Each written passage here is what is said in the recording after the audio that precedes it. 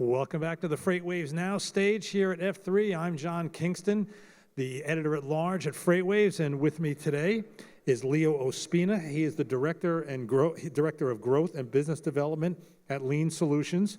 Lean Solutions, despite its name, is not a Six Sigma company. That's when I first saw the name, I figured it had something to do with Six Sigma, but not the case. So why don't you give an introduction to what Lean Solutions does? You have a very large presence here at F3, which is greatly appreciated. Oh, thank you so much, John, and thank you for the introduction. So Lean Solutions Group is a solutions staffing company. We nearshore operations for mostly transportation and logistics companies. We've been doing it for over a decade now and have over 10,000 collaborators. We have offices in Colombia, in 4 different cities, in the Philippines, and Guatemala. And so really trying to enable companies to scale and thrive and build efficiency through our staffers and our solutions. Yeah, when I look at, when you think about outsourcing, kind of back office operations, you think of kind of very clerical things, maybe some customer service, but when I looked over some of your marketing material, you obviously operate on a level of complexity that is far greater than just order fillers. Why don't you talk about some of your services? Yeah, absolutely. So because of our decades-long experience now in the industry, I think we've gotten really good at actually providing services for the industry that really cater to it. So things as deep as carrier sales. We are able to do also AP, AR roles. We have track and trace employees. Really, we run the gamut. And actually, we're continuing to expand our service offerings to also include some things like customer service, which some of our clients are asking us for. So really, we're trying to listen to our clients as much as possible, understand what their needs are, and understand where we can fill those needs through our staffers. You know, it's interesting because my first encounter with a company I worked for that outsourced some of its operations, outsourced some customer service activities to the Philippines. And the Philippines has always been a sector that's been very big there because so many people in the Philippines speak English. That I would have thought that's not necessarily the case in Guatemala or Colombia. Is there a language issue with the countries there? Apparently not. Yeah, no, I mean, all of our staffers actually speak completely fluent English. We actually have a pretty rigorous testing cycle for them. And so we haven't had an issue with it. You know, we actually do have a presence also in Manila that we leverage a lot for third shift. You know, a lot of organizations don't like for their employees to be working overnight. So we actually leverage our Manila office for that as well. But yeah, we haven't had an issue with it. Colombia has a large pool of talent. You know, these are all college-educated kids. And so it's pretty impressive to see, actually. We heard from the stage earlier in a totally separate discussion the phrase, the riches are in the niches. And this is an interesting niche because a lot of the outsourcing companies out there service a wide range of industries. Your marketing material says you do 90% in transportation and logistics. How did it head in that direction? Yeah, I think from inception, right? Like our founders are both from the logistics industry, both own trucking companies, one in Colombia, one in here in the US, and they essentially found a solution that wasn't available in the market. So they were really market leaders when it came to that, both David Bell and Robert Cadena. And so from inception, we've been this way. You know, both the Colombian and American, it's almost like I'm their child as well, since I'm Colombian American. But it's really been built off of sort of that vision between the two countries. So give us a typical overview. Let's say, you know, Acme Transportation Logistics. They come to you, they sign a contract with you. What are you doing for them? Yeah, so we're actually finding them talent. We're actually, again, pretty rigorous with how we recruit and how we bring people to them. We present it to them, and then they actually go through the interview process. They'll own a part of the training to make sure that, you know, the staffers and the people are doing what it is they need. You know, we want the companies and the clients that work with us to feel like this is part of their team, right? They actually, on a regular basis, will go down and visit their team. They'll completely market out the office with their logos and their things. And so it's really an extension of your team. So it's a little bit different than how you think of just regular like outsourcing and staffing. We really want to make sure that the staffers and the people who are actually working in Colombia feel like they're working for the companies here in the US. And do you find that the companies that hire you, how many people do they need? Let's say, of course, I'm sure the number varies depending on the size of the operation that they're doing, but how many people back in the home office, in the home corporation, are needed to manage that operation, to manage the remote operation? And is it almost a full-time job? Yeah, I think it depends, as you mentioned, on the need of the company, the size of the company. We're always striving to bring at least 5 or more people on at a time when companies want to work with us. I think it builds efficiency when you hire a few more people, right? Sometimes people will fall out of a process, and so when you hire 1 or 2 and like one person falls out, it's 50% attrition. So we always want to aim for 5. And yeah, I mean, teams will normally have somebody leading, but it's just like if you hired 5 people here in the U.S., right? You would still need a team leader or somebody to actually be managing the execution of the role. Do you find that the desire for your services rises or falls with the unemployment rate here? 4.1% unemployment in the U.S. Everybody says they can't find good people. Does that make a company like yours look even more attractive? Yeah, I think it has to do with sort of where the industry is, right? If the industry is thriving and scaling and growing, then we're able to provide velocity, right, and scale for them, and at lower costs. And so what we have seen is that when the industry is actually thriving, so is our business. So you've probably had to struggle a little bit like everybody else in logistics the past few years. Are you seeing signs of green shoots the way everybody else is talking about? We're not sure. Honestly, I think with so many macroeconomic factors right now in the market, with potential tariffs and everything else, we're hedging. We're not like completely sure. We're afraid to make a big bold bet right now. We'll see what happens over the upcoming year and with the new president. We were just speculating earlier about the future. Your company is, obviously you're not dealing in imports per se, but you're obviously heavily involved in international commerce.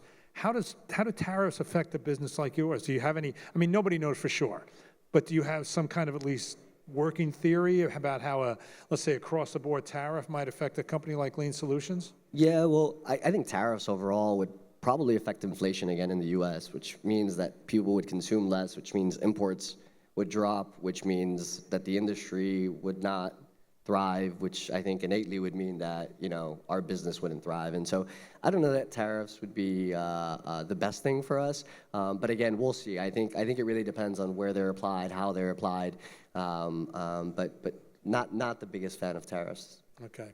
Let's go back to my earlier question about what it takes to manage an operation like yours on the home front. Not from you, but from, again, Acme Transportation Company. You've had a lot of clients. Some have probably managed that relationship very well. Some of them maybe didn't manage them all that well. What are some of the lessons you've taken about what are the right things to do and what are the not so right things to do?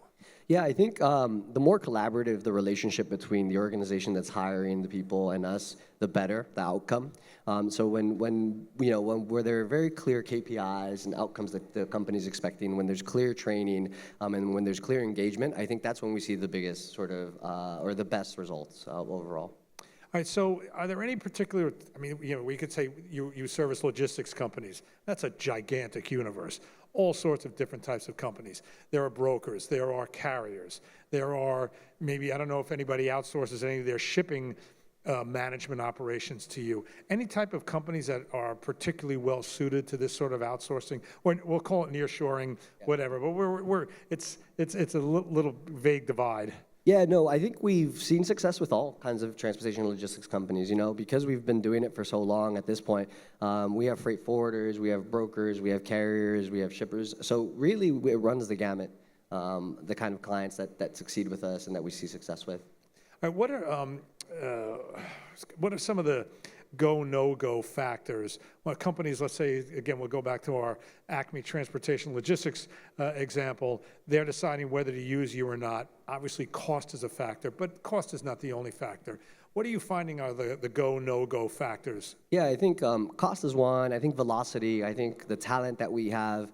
I think the experience that we have as well in the industry, right? We've been doing this, as I've mentioned now a couple of times, over a decade, and we're also thinking about the future, right? So we're thinking about how we're going to involve technology, how we're going to be more of a solutions organization, how we're going to drive greater outcomes and greater solutions, and for these companies that partner with us. And so that's top of mind for us right now, and it's something we're actively thinking about. And so I think as you're thinking about somebody like Lean Solutions and what we can provide, don't just think about the now, but think about the direction we're heading in and the knowledge we have to be able to drive in that direction. All right, when you hire somebody in Colombia or Guatemala, are they dedicated just to one U.S. client, or might they, for the first 2 hours of the day work for client A, the second 2 hours work for client B? Is it just a whole pool of talent there that might service multiple clients back in the U.S., or are you specifically focused on one company? Yeah, no, we're actively specifically focused on one company. So there are no shared resources actively within the organization. Do you find that the people back in the U.S. tend to think of those people in Manila or Guatemala or Colombia as kind of like almost like their employees? Yeah, absolutely. And again, going back to what makes really great relationships, that's where we see the best outcomes, right? When companies really own the relationship with the people who they hire abroad, that's when you really see teams working and functioning well at a high pace and a high level. Do you have a unique niche here? Are there any other, I mean, obviously there's outsourcing, nearshoring companies all over the place, but this specific focus on transportation and logistics, do you have any serious competitor on that would describe themselves in the same way? Yeah, well, recently we've seen lots of copycats and lots of companies that are coming out. I think it's the best sense of flattery, right? When companies are starting to do the same thing you do. And so we're definitely starting to see more and more companies come out there. But again, I think the amount of experience we have and what we've been able to do up to this point and the relationships we've built across the industry are really what's going to drive us forward. Can't go anywhere in a conversation like this without talking about AI and how AI is impacting your company, how you are adopting it, how it's maybe allowing you to provide more services than you did previously. What's the AI use of AI at Lean Solutions? Yeah, AI is really, revolutionizing the whole industry, right? I mean, if you think about it, I think this is like the second wave of technology that we're seeing within the industry. The first wave being in major organizations like Convoy and Uber Freight and Flexport. And what you're seeing now is that a lot of the people who've left or graduated from those companies are now founding their own companies, a lot of them having to do with AI. So I think the second wave of technology in the industry is coming, and I think it's really important to acknowledge because it also is starting to democratize technology, right? Now you don't have to have 100 or 200 engineers to be able to implement technology well. And Lean, very similarly, I think, to a lot of the logistics industry, is starting to see technology as a value add, right?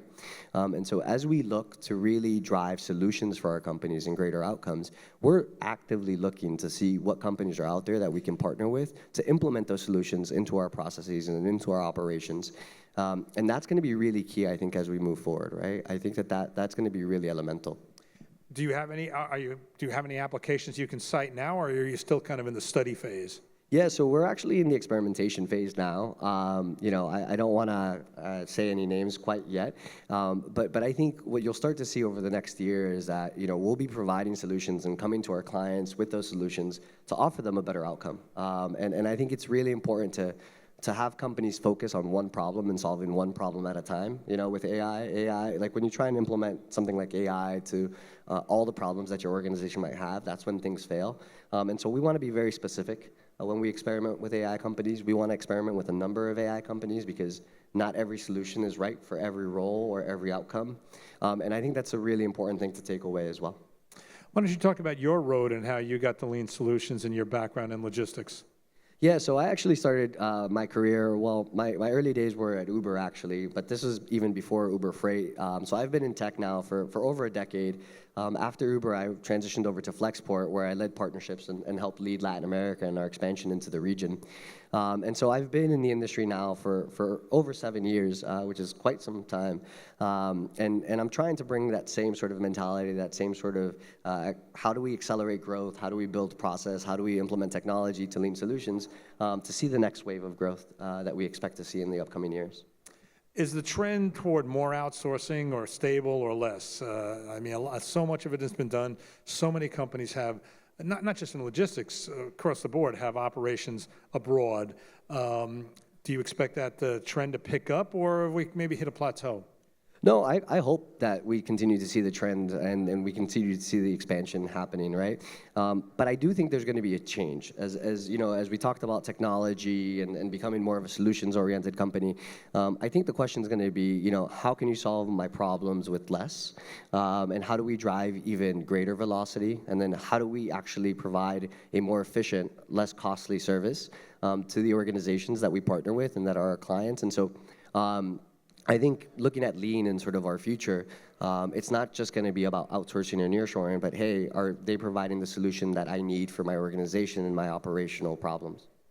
Leo Ospina of Lean Solutions, thanks for joining us here on the FreightWaves Now stage here at F3.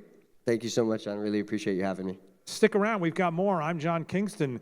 What's my title? Oh yes, Editor-at-Large at FreightWaves. Thank you very much for joining us. Thank you, John.